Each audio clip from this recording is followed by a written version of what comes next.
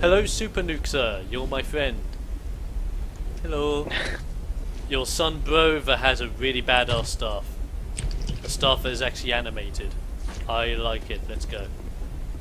See, this is what I love about the Souls games. It's just there's so much depth to them. Like I didn't even know there was a mimic helmet until earlier today when we saw that. That was completely new to True. me. I thought the mimic helmet didn't exist. I heard rumours. It's true. And here we are, guys. The boss who got his own DLC, the old Iron King. And yes, in case you didn't notice, I did buy the season pass of the DLC, and I'm really enjoying it. It's super good. In fact, if you watched yesterday's stream, you would know. I actually think the Iron King, the old Iron King DLC, or Crown of the Iron King DLC, is actually better than some or most of the areas in base game Dark Souls 2. So yeah, that's a thing. Take it or leave it. Okay. Thompson wants to know who you're subscribed to on YouTube. The guy who's About doing that Shadow. the walkthrough guy. I need to remember. I may need to remind myself after the stream because I know I've got you on Steam.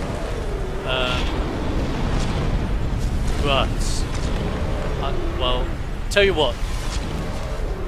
Remind me to check that after Old Iron King because I need to concentrate on this boss. Yeah. And you see what I mean when this boss is actually one of the worst bosses in the game. Because everything can be easily telegraphed. The only move which is a slight hassle is when he does his cone fire breath or he knocks you into the lava like that, causing you to die. Wait, am I dead? Oh yeah, yes. Oh, dude. I don't have...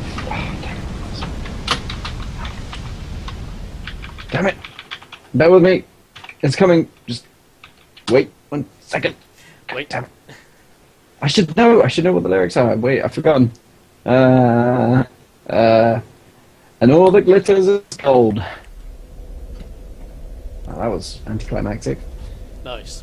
Nice. Okay, Super Nuxer again. He's gonna help me out again. Let's do this. Let's actually beat this guy this time. Let's go.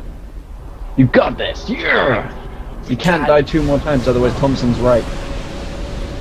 Oh yeah, very true. Very true. Could this be the end of zombie Shakespeare? We'll soon find out.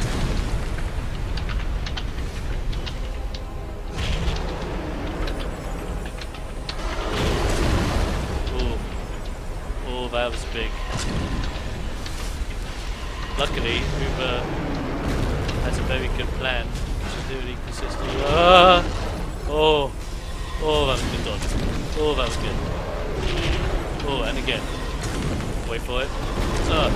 Oh, that was right near the edge. Oh my, I've got to move out of the way. I've got to move out of the way. Oh man, what's he doing? I've never seen that move. I've never seen that move.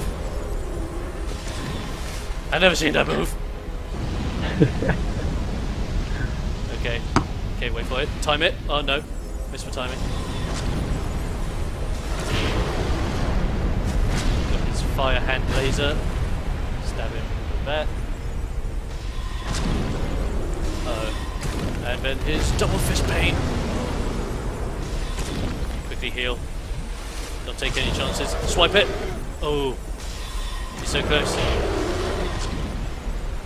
He will seek Celeste. Oh, he's dead! Nice. I will wave to you, sir. You were a very good friend. Thank you for the help. I will then war cry in celebration of our victory. And last but not least, I will do the one thing that everyone on this stream came to see. I will indeed do the Chandler's Dance. The suspense. I'll drink to that. Well, at least I would drink to that if I had any beer left, which I don't. I'll drink to that. I'll drink. Yeah, here we go. Yep, Callam will do it. Oh, that's some good can of beer. There you go. There you go. A dragon's head or a giant rat's head? And here we go. I'd go with rat. I'd go with rat. I think it makes more sense if it was a rat. But we don't want to be prejudiced, so it could be a dragon. True. True. I'm not sure if anyone's actually done their research and has actually said, yeah, it's dragon. Because there are corpses of dragons later on, so they could be linked to them. And by all means, if they are, great. Now, other interesting thing is, in this area at least, if you are already a part of the Rat King Covenant, you can go through this area and these enemies will not aggro you whatsoever. And strangely enough, it's also something you can abuse in the Doors to Pharos area, which we'll hit probably in the next stream as well. So, if you want an easy time in those areas and you don't want any enemies to aggro you whatsoever, join the Rat King Covenant. Rat King Covenant's quite interesting. It kind of works like a Belfry, but of course it's about if anyone invades the caves, you invade them. I personally don't like it as much as the Belfry, but that's mainly because the Belfry gives you chunks, which if you're good at PvP early on and you've got a good solid build or you're confident in your build that you can get chunks, go nuts, get those chunks. Get them chunks, yo.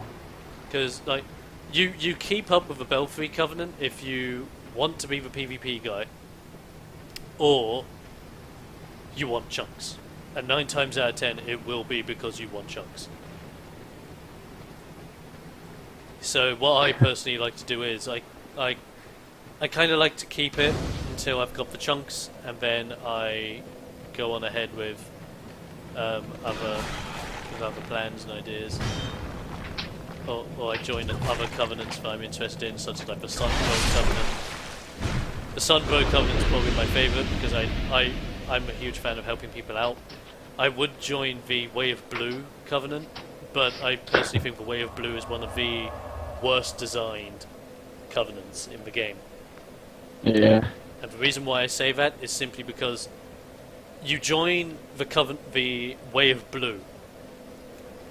It's either the Way of Blue or the Guardians of Blue. But you can only, and the whole point is you get to be summoned as a blue spirit to help those out who are being invaded by black spirits. So you're basically helping out dudes that are being invaded by other dudes, which is a pretty cool mechanic. The problem about it is that you can only help out the dudes that are a part of the covenant that will allow blue sentinels to come in and help them. So it completely restricts, I would say, a huge portion of the game. Especially because if you're not a part of that covenant, you'll never be able to help anyone out, ever, in PvP. Which, Yeah. or at least in a PvP invasion, which I think is a very bad design. I think it would make more sense if it just said, well, you can just help out anyone with it being invaded by traitors, which makes pure sense. Why they did do that, I have no idea, but I think there's a lot of missed opportunities. But okay, we're 5 minutes away from ending the stream. We're going to end with a bang. Rat King Vanguard, with my great sword, 100% naked. Let's do it! Yeah, get it done. Oh, the Rat King Vanguard. This fight is weird. It is. It's a So weird the Rat fight. King Vanguard fight is very strange, because if it's your first time ever playing the game, you'll notice it's just a wad of rats. But it isn't. The trick to the fight is that you have all these rats covering up the one rat, which is the boss. And as soon as you get rid of the boss, the rest of these rats go away. The other trick to this fight is that these rats cause petrification. So you need to be very careful about your health levels. There are also stone statues of rats around the place, so if you are doing large swings, you need to be careful of those, because you can ricochet off of them.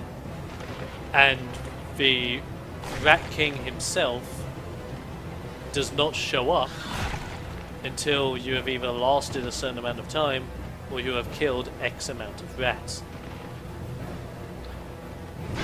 Wow.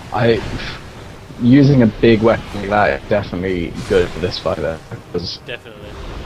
with the small precision weapons I tend to use, you can often only attack one enemy at a time. And whilst my swings are faster, in a fight like this, it's probably better to swing slower and take out 3 or 4 in one hit. So some of you guys may also think, how do you tell which rat is the king? He has a mohawk, and he calls poison damage. But the great thing is, if you find him, he's incredibly easy to take down at this stage of the game. And as you can see there, I took him out with no problem, got a rat tail, got his soul, and I'm a very happy bunny.